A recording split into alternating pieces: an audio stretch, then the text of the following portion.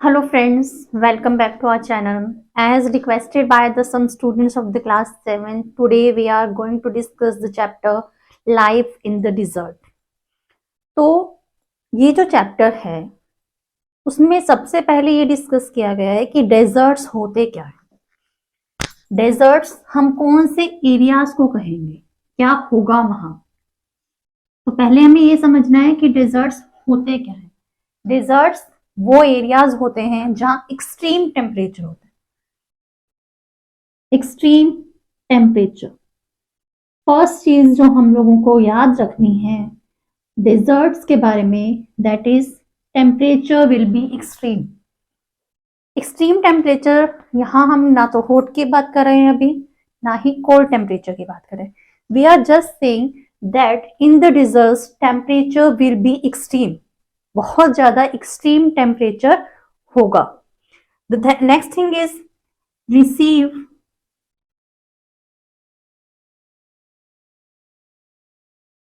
less than 25 centimeter rainfall annually,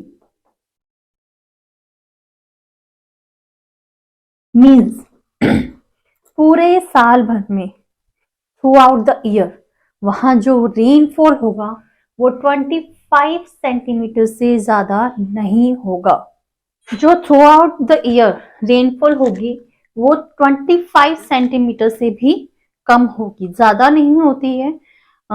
किसी year में अगर कोई अलग तरह का एटमॉस्फेयर बन जाता है या क्लाइमेटिक कंडीशन अलग होती है तो हो सकती है।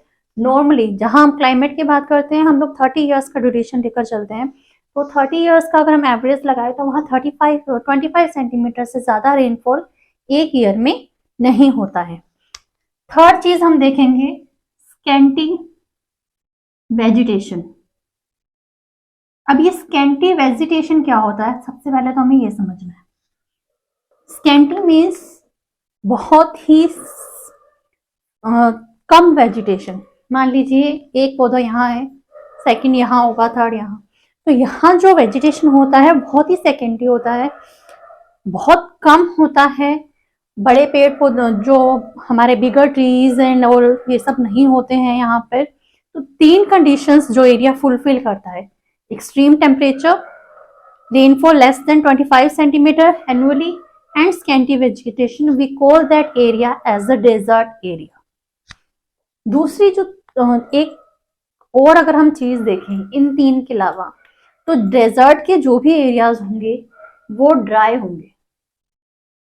देखिए सिंपल सी चीज है, अगर रेनफॉल इतना कम हो रहा है तो ड्राइनेस तो होगी ही। अगर रेन होती है तभी मॉइस्चर होता है, या आसपास कोई सी होगा तो मॉइस्चर होगा। यहाँ पूरा डेजर्ट एरिया है तो नेचुरली वहां पे किसी तरह का सी नहीं है, कोई रिवर्स नहीं है मेनली, इसीलिए वो एरिया डेजर्टेड है, तो वो एरिया ड्राई होगा क्योंकि वहां रेनफॉल भी नहीं हो रही है। अब जो ये हमारे डेजर्ट्स हैं उसे हमने दो कैटेगरीज में डिवाइड किया है। जितने भी हमारे डेजर्ट्स हैं उन्हें हमने दो कैटेगरीज में डिवाइड किया है। First hot, second cold. यानी जितने भी डेजर्ट इस दुनिया में हैं वो या तो हॉट होंगे या फिर कोल्ड, या तो बहुत ज्यादा गर्म या बहुत ज्यादा ठंडे होंगे। तो अब जो ये हॉट डेजर्ट्स हैं या कोल्ड डेजर्ट्स हैं, इनकी लोकेशंस क्या हैं, कहाँ होते हैं ये, किस किस कंट्रीज में हैं, कौन कौन से फेमस डेजर्ट्स हैं, हमें सबसे पहले ये चीज को देखना है कि कौन कौन से डेजर्ट्स हॉट में आते हैं, कौन से कोल्ड में आते हैं, इनके लिए क्या कंडीशंस है, किस लैटिट्यूड्स में ये डेजर्ट्स हैं। तो सबसे पहले हॉट डेजर्ट्स को देखते हैं। हमारे जो हॉट डेजर्ट्स हैं ये ट्रॉपिकल एरियाज में होते हैं। ट्रॉपिकल क्या होता है, ट्रॉपिकल रीजन, हम लोगों ने हीट जोन्स पढ़े हैं। हमारी अर्थ इक्वेटर, इक्वेटर से के ऊपर ये 0 डिग्री, 20 to 30 20 to 30 डिग्री का जो एरिया है, north as well as in south,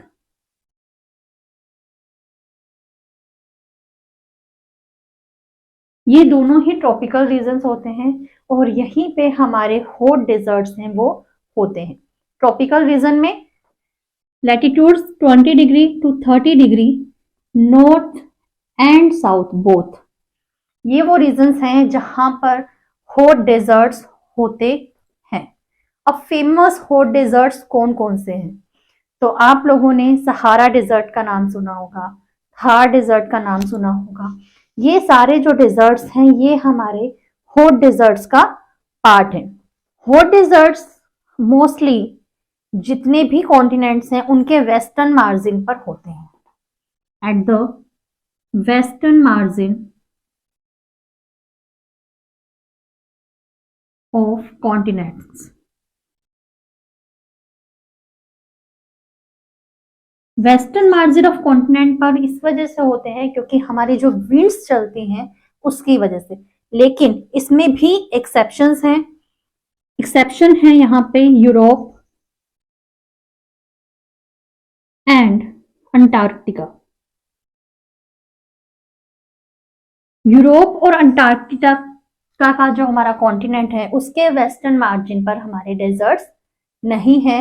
otherwise हमारे जितने भी डेजर्ट्स हैं वो सब के सब कॉन्टिनेंट्स के वेस्टर्न मार्जिन पर हैं।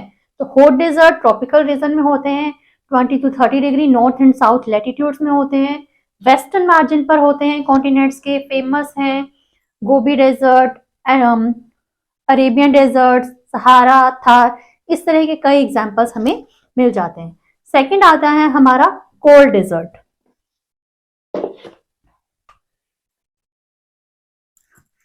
ये तो हमने देखा हॉट डेजर्ट के बारे में। हमारे जो कोल्ड डेजर्ट्स हैं इसको रहने देते हैं। कोल्ड डेजर्ट्स कहां पर होती हैं? हम लोगों ने अभी जो ट्रॉपिकल रीजन देखा उसके बाद, ये हमारा ट्रॉपिकल रीजन हम लोगों ने देखा, इसके बाद जो टेम्परेट रीजन आता है,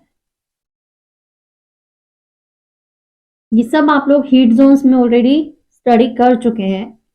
ये जो टेम्परेट जोन है, इस जोन में, इस टेम्परेट जोन में जो डेजर्ट्स होंगे वो कोल्ड डेजर्ट्स होते हैं। हम लोगों ने पढ़ा है कि इक्वेटर से हम जितना लैटिट्यूड्स में ऊपर जाते जाएंगे टेम्परेचर कम होता जाएगा। तो ये जो टेम्परेट जोन वाला एरिया है यहाँ पर कोल्ड डेजर्ट्स होते हैं। इसके अलावा जो ये हमारे पोलर्स हैं, हमारे जो ये पोलर रीजन्स हैं, यहाँ भी कोल्ड डेजर्ट्स होते हैं। तो ये तो है हमारी हॉट एंड कोल्ड डेजर्ट्स की जो लोकेशन वो। अब कोल्ड डेजर्ट्स के अगर हम एग्जांपल देखें तो यहाँ हमें एग्जांपल के रूप में मिलेगा लद्दाख, सबसे फेमस जो इंडिया का है, Arctic polar desert, Antarctica polar desert. तो इस तरह के डेजर्ट्स हमें देखने को मिलेंगे। तो हॉट एंड कोल्ड डेजर्ट्स क्या होते हैं ये हमने देखा। हमें जो एग्जाम्पल्स पढ़ने हैं डेजर्ट्स के वो दो एग्जाम्पल्स पढ़ने हैं। हॉट डेजर्ट्स में हमें पढ़ना है Sahara, this is the largest hot desert in the whole world. Cold desert में हमें पढ़ना है लद्दाख, जो कि इंडिया में एक कोल्ड डेजर्ट है। तो हमें ये दो डेजर्ट्स की स्टडी जो है डेजर्ट की वो करनी है इस चैप्टर में। Firstly we will do the study of the Sahara desert, कि सहारा डेजर्ट की लोकेशन क्या है, किस तरह की लाइफस्टाइल है वहां पर, किस तरह की वेजिटेशन होती है, एनवायरनमेंट क्या है, ये सारी चीजें जो हैं वो हम इसमें स्टडी करेंगे। सहारा डेजर्ट में अगर हम सबसे पहली चीज देखें तो वो है कि ये वर्ल्ड का लार्जेस्ट हॉट डेजर्ट है। उसके बाद हमें इसकी लोकेशन पता करनी है कि सहारा डेजर्ट जो है वो वर्ल्ड मैप पे कहाँ आता है। तो उसका सबसे अच्छा बेस्ट जो वे है वो है कि आप इस तरह से एक रफ मैप बनाइए, उसे Sahara desert, this is Sahara desert, okay. उसके बाद इनके चारों तरफ और इसके अंदर डाटा लिखिए जो आपको लर्न करना है। हमें पता है कि जब भी हम ज्योग्राफी पढ़ते हैं जो अपर पार्ट होता है वो होता है हमारा नॉर्थ।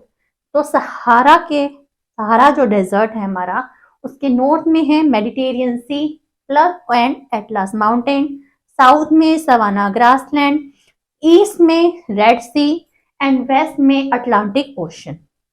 लोकेशन के वक्त हमें 3 चीजें और याद करनी है। ये तो 4 डायरेक्शंस हो गए जहां क्या क्या मेजर लैंडमार्क्स है वो हमने देखे। उसके बाद आता है इसका एरिया कितना है।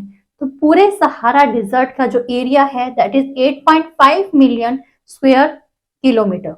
Then east to west length 5500 kilometre, north to south 1900 kilometre. This is the data and you have to learn it. You have no other option. But if you maintain it like this, it will be easy for you to remember these things. Location के बाद आता है land कि Sahara desert है उसका land कैसा है। तो सहारा जो हमारा डेजर्ट है वो कंप्लीट सैंडी डेजर्ट नहीं है। यहाँ की जो लैंड है वो कंप्लीटली सैंडी नहीं है। इसमें कई अलग अलग टाइप्स के चीजें होती हैं, पेबल्स हैं, बेडरॉक्स हैं। तो वो सारी चीजें हमें इसके बाद देखनी है। सबसे पहले तो हम ये देखेंगे सहारा डेजर्ट जो है वो 11 कंट्रीज में स्प्रेड है। 11 कंट्रीज जो है वो सहारा डेजर्ट के अंदर आती हैं। ये सारी की सारी जो कंट्रीज हैं वो बहुत ज्यादा डेवलप नहीं है क्योंकि यहाँ की जो टोपोग्राफी है, यहाँ का जो इन्वायरमेंट है, यहाँ की जो क्लाइमेटिक कंडीशंस है वो बहुत ज्यादा एक्सट्रीम है। जो हमारा सहारा डेजर्ट है उसे अल खेरा भी कहते हैं जिसका मतलब होता है एम्प्टीनेस। एम्प्टीनेस क्यों कहते हैं? क्योंकि सहारा डेजर्ट में बहुत ज्यादा वेजिटेशन नहीं है, बहुत ज्यादा लोग यहाँ नहीं रहते, बहुत ज्यादा पॉपुलेशन नहीं है, बहुत ज्यादा डेवलपमेंट नहीं है, इसलिए इसे अल खेरा यानी कि एम्प्टीनेस भी कहा जाता है। नेक्स्ट आता है कि इंटायरली सैंडी नहीं है। पूरा जो सहारा डेजर्ट है वो सैंडी नहीं है। क्या अगर ये सैंडी नहीं है तो उसमें और क्या क्या है? तो यहाँ हमें 4 चीजें देखने को मिलती हैं। फर्स्ट है इर्ग। इर्ग तो सैंड होती है।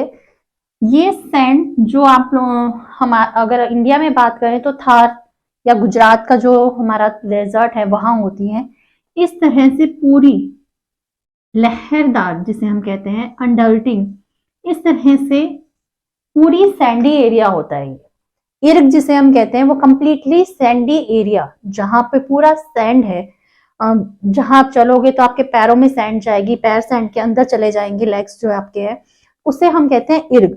उसके बाद आता है सैंड ड्यून्स। अब ये सैंड ड्यून्स क्या होता है?